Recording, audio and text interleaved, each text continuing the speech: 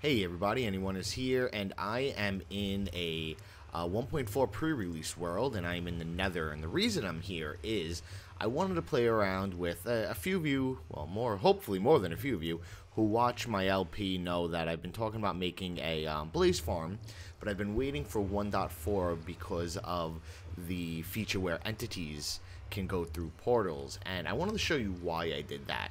So what you see here is a blaze spawner, and let's just jump down there for a second. I'm in peaceful right now, so nothing's going to spawn. So what you see here is a blaze spawner surrounded by, what is this, 3, 6, 9, 12 portals, and this is in a 12 by 12 by 7 space. I picked this space for two reasons. Everywhere you see air right now is spawnable space for the blazes. And then on top of that, it makes it perfect that I can put 3 portals on each wall. So this just works perfectly. So the point of this is they spawn in this little box. Now normally I wouldn't recommend using glass, but for demonstration purposes I use glass. They'll spawn in this box and they will go through the portals. Now I know what you're thinking. How are you getting them? How am I forcing them into the portals? And realistically, they just always go in the portals themselves. I've had this running now for about 45 minutes or so, and it worked every single time. So the main reason, the main reason why you'd want to use something like this is normally when you make a blaze farm, you have to, a blaze grinder, I should say, you would have to use so many pistons and so much redstone. It's really resource intensive because it's really hard to deal with blazes in the Nether. They don't move with lava. Really, the only way to move them is with pistons, and it's really a huge pain in the ass. So the idea was if I could bring them into the overworld, it's going to provide me two functions. A, it's going to make them easier to handle in the overworld, because, you know, I could spawn them. I can make these nether portals link up to another portal anywhere I want up in the air, and they'll just fall down into whatever trap I wanted. And then B, it actually reduces lag, because I could sit here and spawn them for as long as I want. And you know what? Let's turn spawning on for a second so you can watch it while I talk. We'll put it on hard. I could sit here and spawn them for as long as I want, and they will not generate any lag unless somebody's in the overworld. Because what's going to happen is they're going to spawn, they're going to hit the portals, and watch, they're going to start disappearing. See, there's one that disappeared, and the rest will disappear in a second. They will hit the portals, and they will kind of just be, and watch, wait for these guys. That guy disappeared. That guy is about to disappear. They will kind of be in a purgatory, because if nobody's on, and as you can see, they're going through the portals. If nobody's on the overworld side, the chunks aren't loaded, and if the chunks aren't loaded, they're just stacking up nowhere, waiting for a chunk to be loaded. So as you can see, I have a second portal here, and the reason being is you don't want to go through a portal that lands where these guys do, because they're just gonna blast you to hell. So I made a second portal here, and I linked it up to the overworld. So let's go through there and let's see what's on the other side. Okay, now I'm on the other side, and as you can see, I'm just out here in the water. And as you can see, all the blazes are coming through and falling down here. Now, you do get a couple that get stuck up there, but it's really not that many at all. I had this running before for about 30 minutes, 45 minutes, and I had almost 700 blazes down here, not even including what was down there. So this box right here is just used for demonstration purposes, so you could see them actually falling in here. So what I'm going to do now is I am going to turn this into a proper trap, where you'll be able to crush these guys. So let me get that set up, and I'll see you guys back in a minute. Okay, before I start building the trap, I had to get rid of this box. And what's the most fun way to get rid of something is TNT. And I thought you guys might want to watch that. So let's just give that a quick explosion. And nice.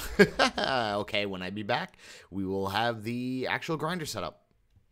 Okay, we are back, and here's just a little grinder that I threw together using the principles that I was talking about. So what you'll see here is, and let's just get in there, the portal has just enough room that they could fall out either the front or the back.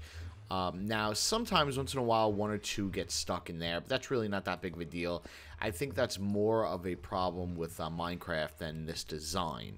And so they're going to fall down here, and they're going to gather in this little area right here. When you press this button, it's going to activate everything. Now, first thing I want to point out is you see all this right here. Basically what this is just for the crusher. I know this looks like a lot of redstone, but no matter how you build it, whether you build an old-fashioned cone-shaped one in the nether or one of these, you're going to have this here because this is the crusher. I laid it out this way just to make it look a little easier to understand, but you could actually reduce the size of this quite a bit.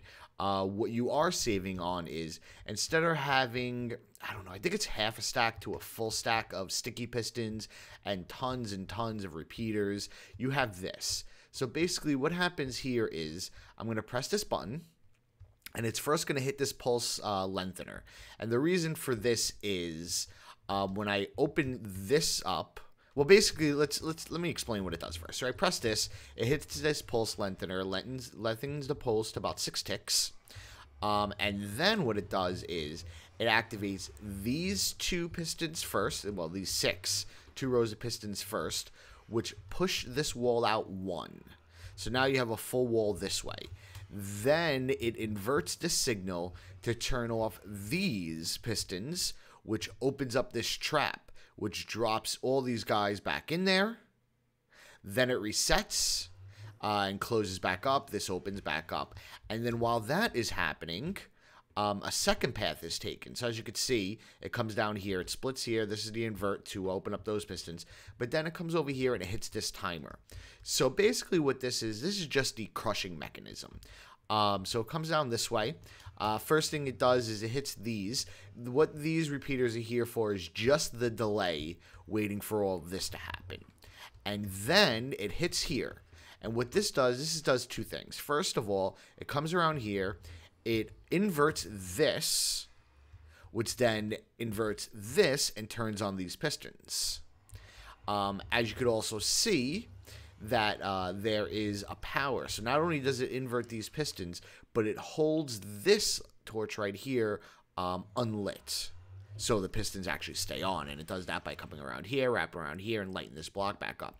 So while these pistons right here, these 3, are actually activated and crushing them, you have this little timer here. So what this timer does is it keeps the pistons open for just long enough that you could one-hit kill or use a splash potion on the blazes.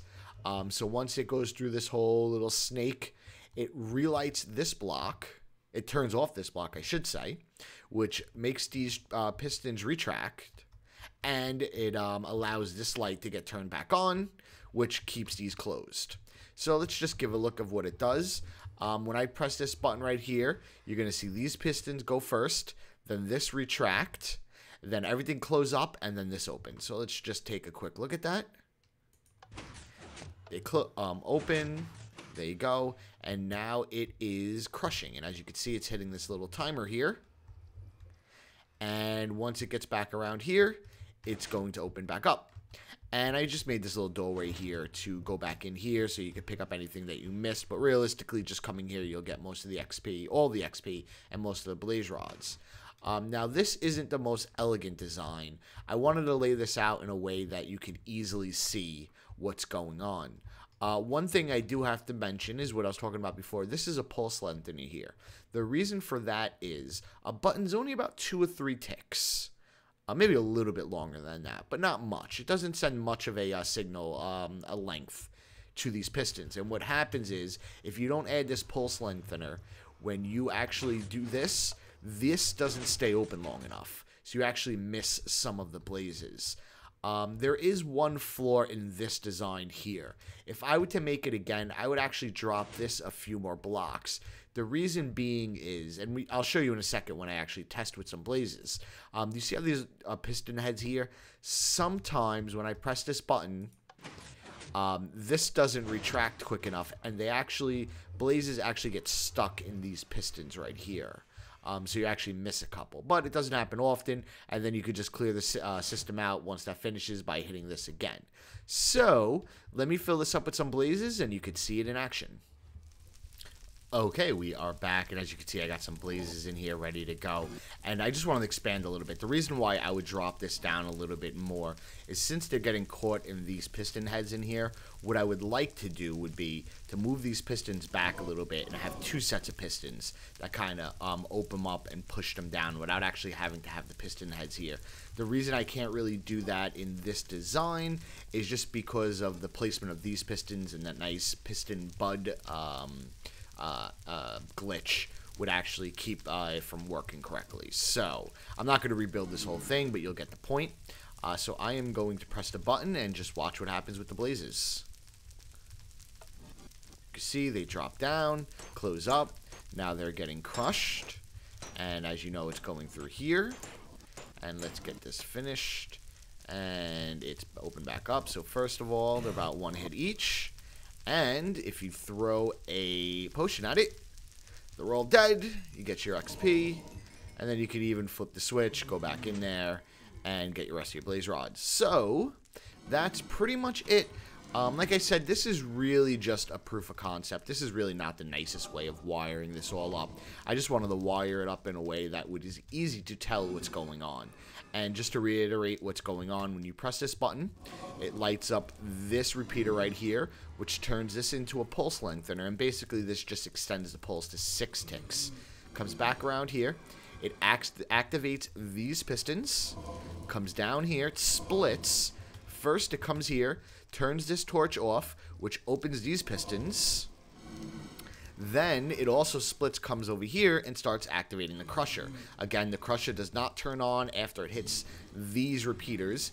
And if you can see, these are 4 repeaters set up at 1 tick each, which would be about 4. These are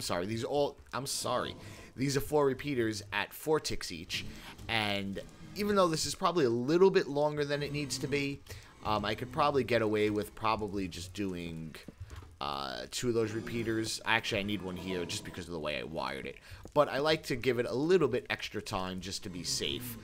So it comes through here. Once it gets past here, it activates the crusher. This comes back around, locks it on, hits the little timer right here, and once it finishes through the timer, deactivates the crusher, and then you can kill the blazes. So let's just watch that one more time. Open, close, crush. So, I hope you enjoyed this. I hope it gives you an idea of how you can build a blaze farm in the overworld, because I'll be honest with you, this is a lot cooler than the regular nether funnel design, and it's a lot less expensive. So, when I build this in my LP world, I will build this in a nicer way and fix all the wiring and everything. But, like I said, this is just a proof of concept. So, I hope you guys enjoyed this, and I will see you next time.